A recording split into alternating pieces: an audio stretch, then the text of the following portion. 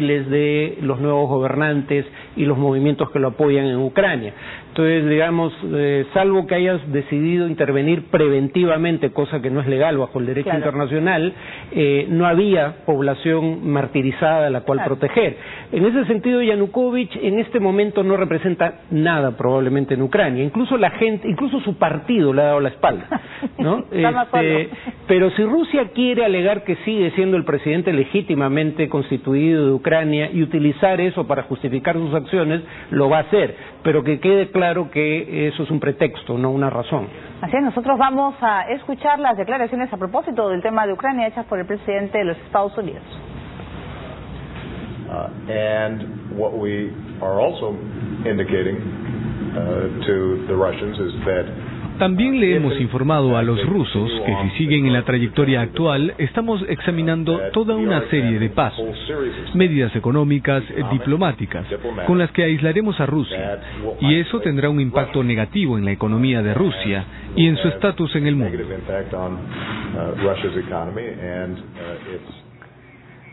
Muy bien, según la prensa internacional, Barack Obama pues destaca las declaraciones de Rusia está del lado equivocado de la historia. Dice, ha habido una conversación, un diálogo de fin de semana, creo que es más de una hora y media, entre ambos presidentes, un diálogo seguramente muy tenso en algunos momentos, pero que significa pues quizás en los últimos años el de mayor tensión, ¿no?, entre Rusia y los Estados Unidos. Sí, desde el fin de la Guerra Fría, y si bien ya dije que en mi opinión lo que ha hecho Rusia viola el derecho internacional y viola un tratado, el memorándum de Budapest, firmado por Rusia en 1994, en cuanto a de qué lado de la historia está cada cual, también habría que decir que la remoción de Yanukovych de la presidencia de Ucrania difícilmente califica como un acto constitucional, y si bien no ha habido victimización de ciudadanos rusos por parte de nacionalistas ucranianos o del nuevo gobierno, también es cierto que un sector de los nacionalistas ucranianos es francamente extremista y xenófobo, y que entonces el temor de que eventualmente podrían darse violaciones a los derechos de la población rusa de Ucrania, si bien no justifica la intervención rusa, no era un temor totalmente descabellado. Claro, pero ahora, por ejemplo, estas amenazas de sanciones a Rusia está... por ejemplo, los Estados Unidos creo que también está amenazando con no enviar la selección estadounidense para los Juegos Paralímpicos en Sochi, que está por realizarse. Estamos hablando pues que ya afecta a una serie pues de, no solamente en el ámbito político, también deportivo. O sea, ¿qué puede suceder en los próximos días? ¿O simplemente es una amenaza como para que pueda reaccionar Putin y cambie de idea? A ver, yo diría que hay sanciones que Rusia daba por descontadas y que probablemente no les dé mayor importancia. ¿Del G8, por ejemplo? ¿No? Lo del G8, Rusia supongo que verá cualquier intento de sacar a Rusia del G8 como una acción temporal, porque tarde o temprano lo van a necesitar en Siria, en Irán, incluso en Afganistán, ahora que se retiran a fin de año las tropas norteamericanas, y que por ende una ruptura de las relaciones con Rusia no puede ser permanente, va a ser temporal. Entonces, sí, en ese sentido yo creo que el cálculo de Putin es de que se puede salir con la suya. Lamentablemente cabe dentro de lo posible que lo logre. Repito que el problema sigue siendo que esto afecta económicamente incluso a la propia Rusia, y creo que hay un límite al daño que Putin está dispuesto a encajar, en representación de la economía de su país, con el fin de prevalecer en Ucrania, y creo que estamos en ese límite. Yo todavía creo que no va a ir más allá de Crimea. La Unión Europea ha anunciado una reunión urgente el jueves también, ¿no? También amenaza con medidas. Bueno, estás hablando pues, y también es parte interesada, ¿no? Sí, ahora hay un tipo de sanción, que Rusia sí debía temer, y es que, como veíamos en la primera nota, ya hay nacionalistas ucranianos, precisamente estos extremistas xenófobos, en este caso eran del sector derecho, se hacen llamar a sí mismos, pero también hay gente del Partido Libertad, que tiene un origen fascista, eso no es un invento ruso, que están hablando de crear milicias que combatan intereses rusos. Y entonces una de las cosas que podrían hacer es volar gasoductos que transportan gas ruso hacia Europa Occidental, pero también hacia Ucrania, en territorio ucraniano.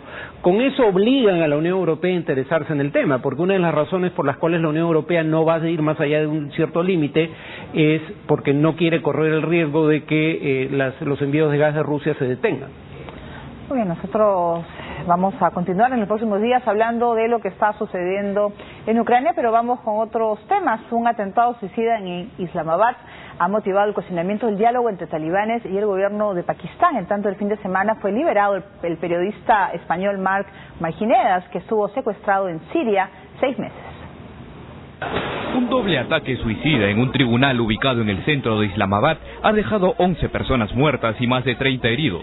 De acuerdo a la información de la policía, la explosión se oyó minutos después de las 9 de la mañana y entre las víctimas se encuentra el juez Rafaqat Awan, blanco de muchos islamistas, debido a que el año pasado rechazó el pedido para abrir proceso por asesinato contra el presidente Pervez Musharraf, quien ordenó el asalto a la Mezquita Roja en el año 2007. Este hecho ha puesto en duda las negociaciones de paz entre el gobierno pakistaní y el grupo talibán Tehrik-e-Taliban Pakistán, conocido también como TTP, aunque el portavoz oficial de esa organización ha negado la participación de su agrupación en este atentado.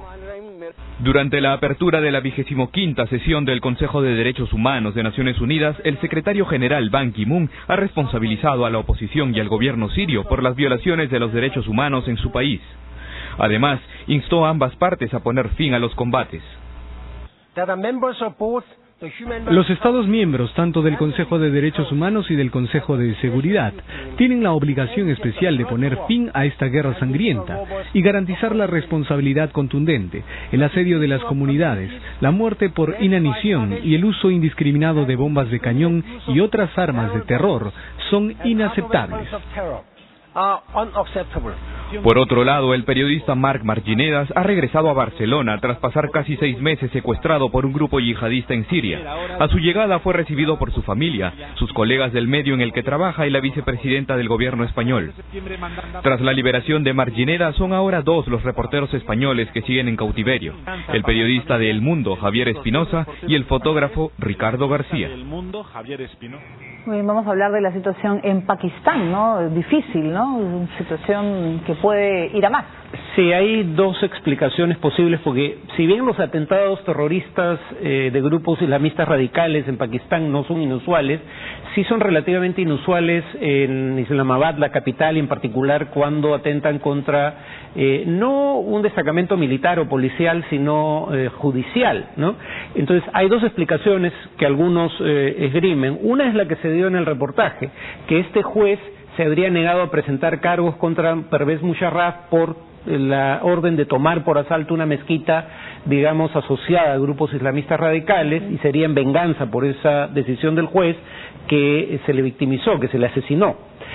Pero también hay otra explicación posible, y es que el nuevo gobierno pakistaní está buscando un diálogo con los talibanes, ya ha logrado, digamos, establecer un cese al fuego, ya hay un acuerdo para iniciar pronto esos diálogos, y que facciones disidentes del talibán habrían realizado este atentado para tratar de perturbar esas negociaciones.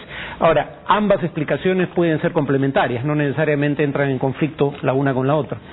Muy bien, nosotros vamos a hacer una primera pausa en el programa, vamos a regresar con mucho más información, entre ellas lo que ha sucedido este último fin de semana en Venezuela, donde continúan las movilizaciones contra Nicolás Maduro. Y también vamos a ir a México, ya que han detenido a más de 100 manifestantes que pedían la liberación del Chapo Guzmán. Volvemos.